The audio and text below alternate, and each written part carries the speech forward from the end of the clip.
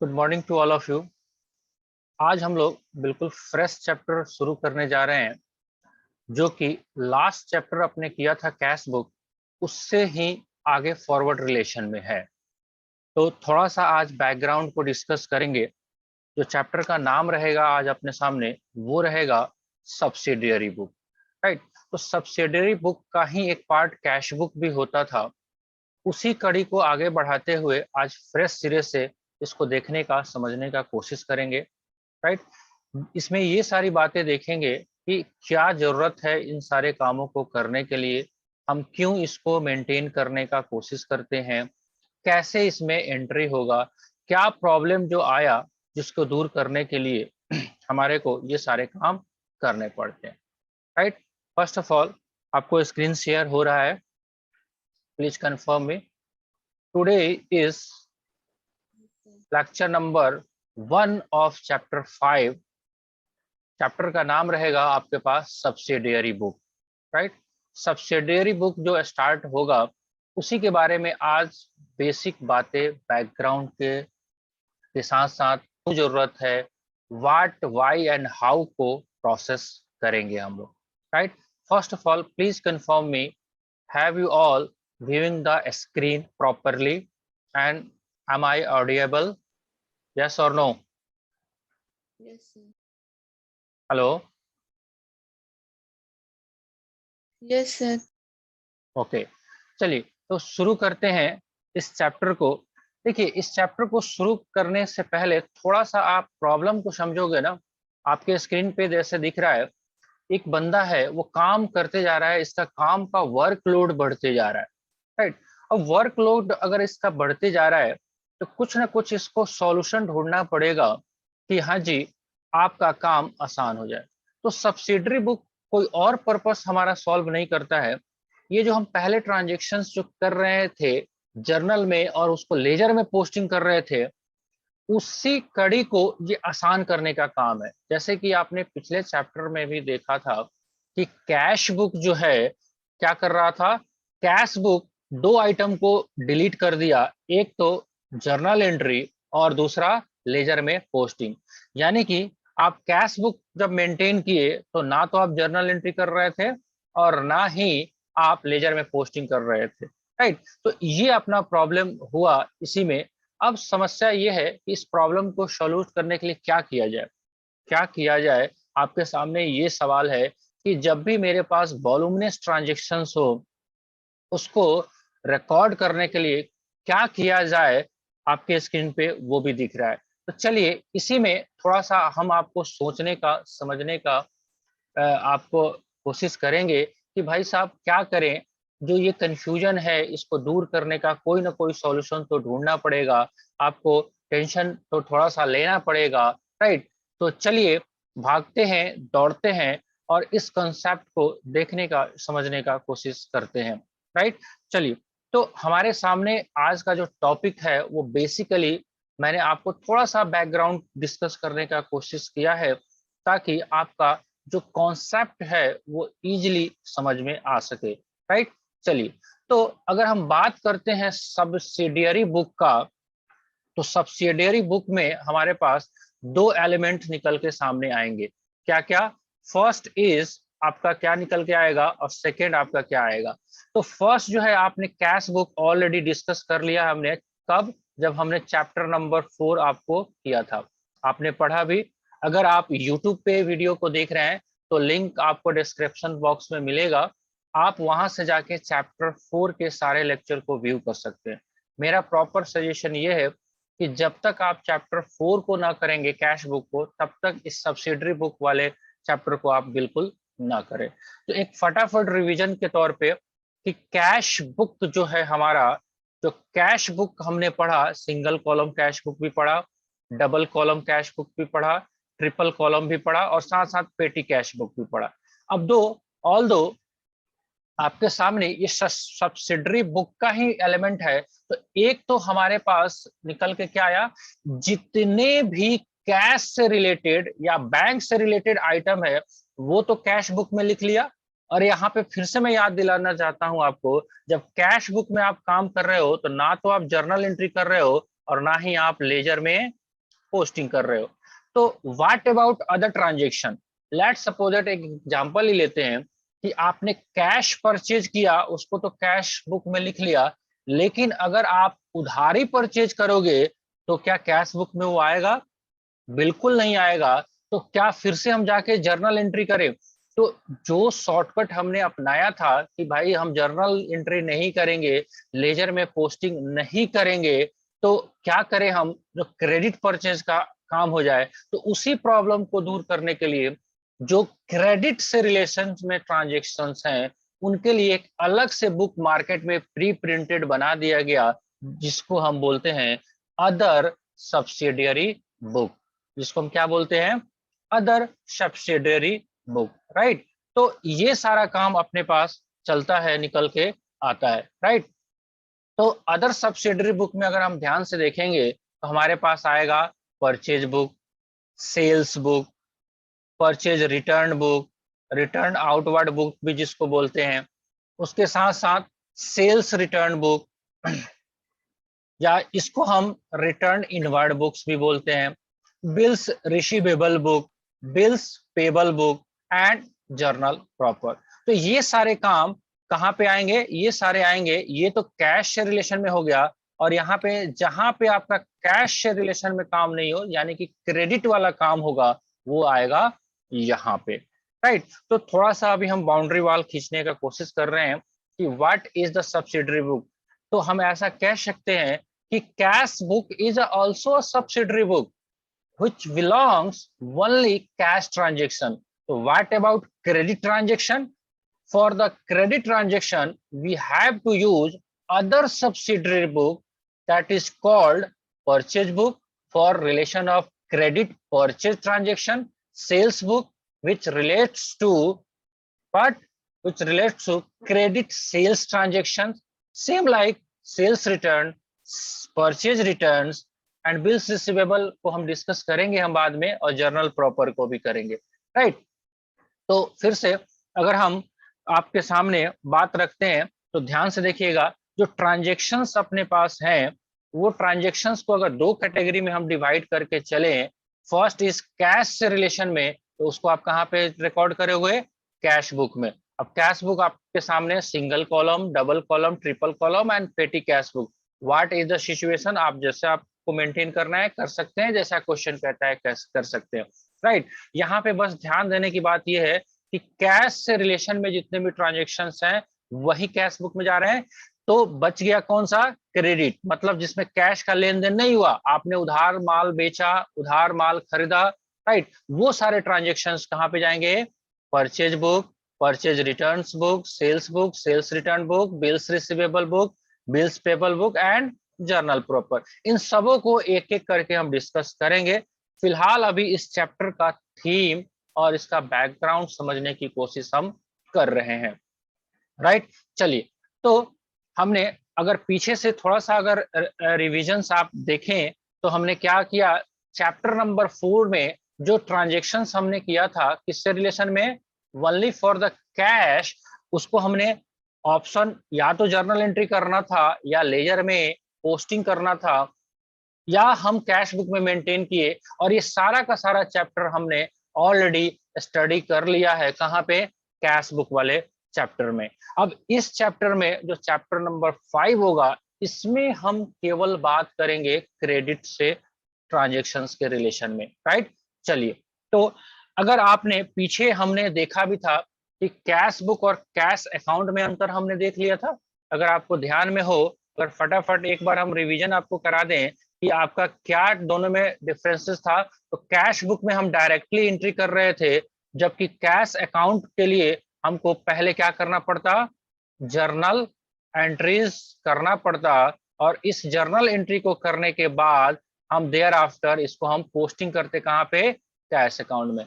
तो या तो ये रहेगा या ये रहेगा। तो अभी हमारा फोकस चल रहा है सब्सिडरी बुक पे। तो ये जब मेंटेन कर रहे थे तो हम लोग इन दोनों को, ना तो जर्नल एंट्री को और ना ही कैश अकाउंट ओपन कर रहे थे। तो सेम लाइक क्रेडिट ट्रांजेक्शन्स के बारे में भी बातें होगी, राइट। तो उसको भी हम थोड़ा सा देखते हैं क्या है, राइट। तो चलिए इसको थोड़ा सा स्केप करते हैं। अभी ये देखिए, जब क्रेडिट ट्रांजेक्शन्स की बात करेंगे हम, तो फिर हम क्या ओपन करने जा रहे हैं अब, परचेज बुक, परचेज से रिलेशन में। तो अगर ध्यान से देखें आप, तो परचेज बुक जब हम मेंटेन करेंगे तो क्या जर्नल एंट्री करेंगे? नो। क्या परचेज अकाउंट मेंटेन करेंगे, परचेज अकाउंट को ओपन करेंगे? Answer is no. हाँ, परचेज अकाउंट अगर मेंटेन करते थे तो हम जर्नल एंट्री करते थे, फिर देयर आफ्टर परचेज अकाउंट में पोस्टिंग करते थे। तो अब चैप्टर अपना यहाँ पे फोकस पे है, तो ये वाला काम और ये वो दोनों वाला काम नहीं करेंगे अब। सेम लाइक आपका सेल्स से रिलेशन में भी हो सकता है यही बातें एज इट इज। अगर आप सेल्स बुक जब मेंटेन करेंगे तो क्या निकल के आएगा, आपके सामने सेल्स का अकाउंट खोलने की जरूरत नहीं है। और हम फिर से आपको बता दें, ये सारे काम हम क्यों कर रहे हैं? बिकॉज अपना मैन पावर और अपना इफेक्ट बचे। बिकॉज एक बिजनेस हाउस में देयर आर मल्टीपल ट्रांजेक्शन। अब जर्नल एंट्री करो, लेजर में पोस्टिंग करो, करने के लिए आप कर सकते हैं, आपको कोई मना नहीं कर रहा है। लेकिन अगर आपको दिहाड़ी ही काटना है तो ये आपकी मर्जी है। तो बिजनेस हाउस को थोड़ा सा रिलीफ देने के लिए अकाउंटिंग में कुछ कॉन्सेप्ट डेवलप कर दिए गए हैं कि देखो भैया, आप जो है ना, रोज जो सेल होता है आपके पास 100 ट्रांजेक्शन होते हैं, तो इसके लिए आपको जर्नल एंट्री करो, लेजर में पोस्टिंग करो, ये भी कर सकते हो। लेकिन आप एक शॉर्टकट अपना लो, क्या करो, आप मार्केट में जाओ और प्री प्रिंटेड रजिस्टर आप खरीद लो, और क्या करो, उसी में सारे ट्रांजेक्शन्स को आप रिकॉर्ड कर लो। राइट, चलिए। तो अब जैसे कैश अकाउंट का हमने फॉर्मेट देखा था, राइट, वैसे ही कुछ परचेज और सेल्स का भी फॉर्मेट होना चाहिए। राइट, चलिए। तो हमारे सामने सारे चीज को हमने डिस्कस कर दिया आपको कि name of the various book of original entry हमारे पास क्या क्या है, कैश बुक है, परचेज बुक है, सेल्स बुक है, ये सारे मैंने अभी आपको डिस्कस किया। तो 8 तरह के आपके पास सब्सिडरी बुक होगा, जिसको हम ओरिजिनल एंट्री भी बोलते हैं। इसलिए बोलते हैं क्योंकि इसको करने के बाद आपको जर्नल एंट्री करने की आवश्यकता नहीं है। राइट, चलिए एक बार और अगर आप सब्सिडरी बुक को नए एक स्लाइड से हम दिखाने की कोशिश कर रहे हैं आपको कि सब्सिडरी बुक में कैश बुक भी होता है, परचेज बुक भी होता है, सेल्स बुक भी होगा, परचेज रिटर्न बुक होगा, सेल्स रिटर्न बुक होगा, बिल्स रिसीवेबल बुक होगा, बिल्स पेबल बुक होगा, जर्नल प्रॉपर होगा। इन सबका एक एक क्या होगा, एक एक रजिस्टर होगा अलग अलग। डायरेक्टली आप उसको उसी में लिख लेना। कैश बुक में भी फिर डिफरेंट पार्ट होते थे जो ऑलरेडी हमने पढ़ा हुआ है, single column cash book, double column cash book, triple column cash book and पेटी कैश बुक। राइट, ये सारे काम ऑलरेडी हम लोगों ने डिस्कस किए हुए हैं। ठीक है जी, चलिए। तो अगर हम बात करें, ये सारा चीज हम फिर से एक बार डिस्कस करेंगे। थोड़ा सा फॉर्मेट की अगर बात करें तो कैश बुक का फॉर्मेट आपके जहन में होगा, आपने सारा क्वेश्चंस किया है, वीडियो देखा है। तो परचेज बुक का भी कुछ फॉर्मेट आपके पास निकल के आएगा। इसमें क्या सारी बातें रहेगी, जो एक प्री प्रिंटेड रहेगा।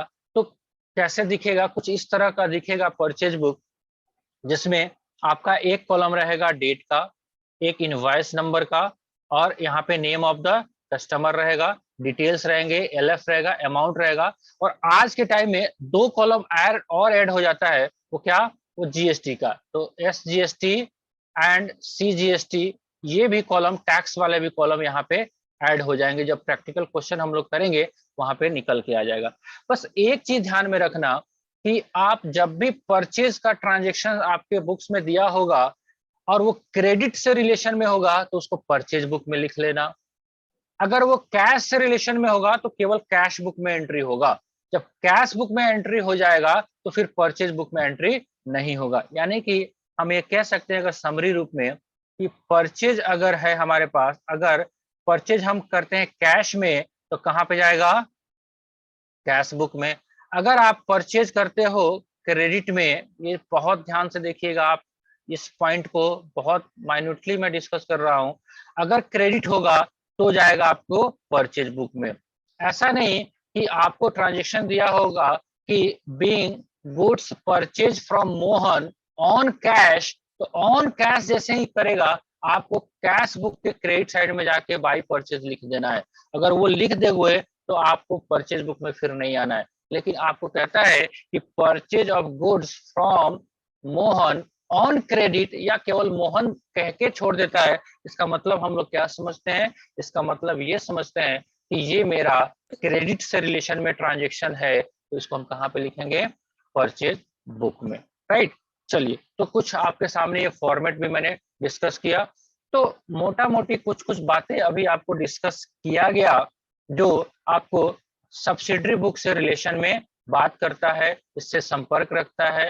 तो थोड़ा बहुत आइडिया आपको लगा होगा, राइट। चलिए, तो थोड़ा सा एक थ्योरेटिकल क्वेश्चन जो अभी हम छोड़े थे, ये वाला, इसको हम देखते हैं। कह रहा है कि what is sub division of journal, right. तो सब डिवीजन ऑफ जर्नल कुछ और नहीं है, यही सारी बातें करता है।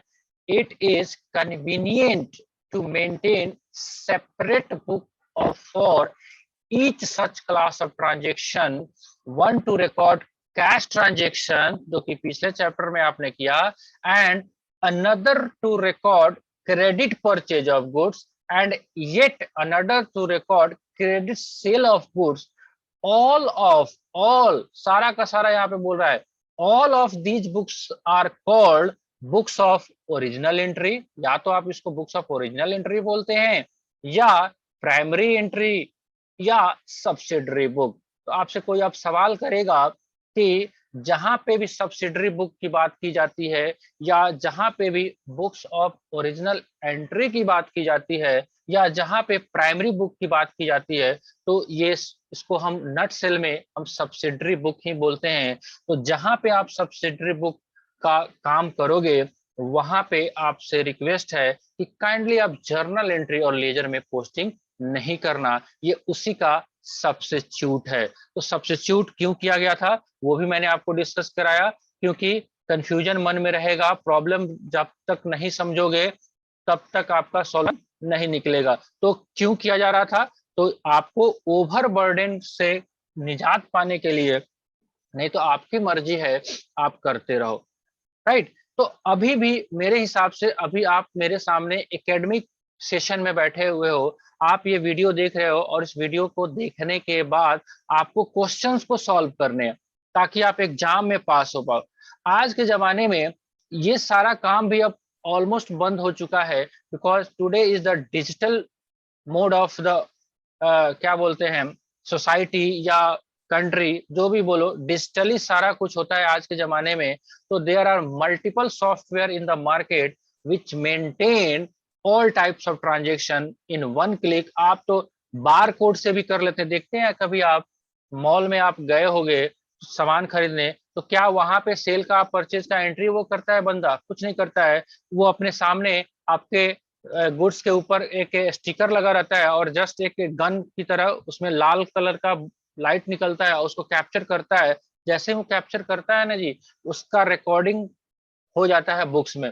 तो लाइफ बहुत आसान है, लेकिन फिर भी जब तक थ्योरेटिकल चीजों को आप नहीं समझोगे ना, वो वाला जो काम कर रहा है ना बाजार इंडिया, कलकत्ता बाजार, वी मार्ट, तो वो बातें समझ में आएगी नहीं। तो आजकल आर्टिफिशियल इंटेलिजेंस का जमाना आ चुका है। आजकल तो क्या है, मोबाइल पे आप प्रेस करो ओके गूगल, और पूछो उसे कि कौन से मास्टर जी सबसे अच्छे हैं अपने शहर में, तो गूगल बताता है।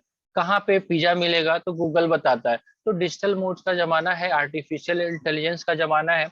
उसी के बदौलत आज हम और आप जो है इंटरेक्शन जो है वर्चुअली हम लोग मिले हुए हैं एक साथ। कहीं पे भी आप हो, कहीं भी किसी भी वर्ल्ड के किसी भी कोने से जाके आप क्लासेस कर सकते हो, बारिश भी हो तो भी कर सकते हो। बस एक ही शर्त है, इंटरनेट चलते रहना चाहिए। तो आई थिंक इतना जो आपको चैप्टर का पार्ट जो डिस्कस किया गया, तो ये सारी बातें आप लोगों को समझ में आई? यस और नो, थोड़ा सा यस और नो में मुझे जवाब दीजिए। क्या ये सारी बातें आपके पल्ले पड़ा या ऊपर से गया? कुछ आया बैकग्राउंड समझ में?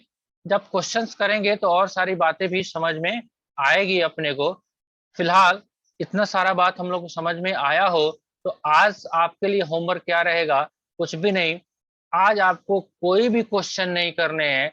आज आपको करने हैं, क्योंकि आज चैप्टर का पहला दिन है, आज आप इस चैप्टर के जो थ्योरेटिकल पोर्शन है, 1 से 2 पेज 3 पेज जितने भी होंगे, उसको बस तोते की तरह आप पढ़ना, राइट। जब आप पढ़ लोगे तो कल हम क्या करेंगे, कल हम प्रैक्टिकल क्वेश्चंस को स्टार्ट करेंगे, राइट। तो आज आपसे रिक्वेस्ट है कि आप थ्योरेटिकल क्वेश्चंस को बस पढ़िए। कल की क्लास में हम आपसे डिस्कस करेंगे इसके बारे में, इसके प्रैक्टिकल एस्पेक्ट के बारे में कि कैसे इसके क्वेश्चंस को बनाया जाता है, समझा जाता है। और आप एक और काम भी करिएगा कि इस वीडियो को एक बार रिपीट करके आप जरूर देख लीजिएगा। राइट, तो हमारा आज के लिए इतना काम सफिशिएंट है। तो कल के लिए हम प्रैक्टिकल क्वेश्चंस के लिए बात करेंगे।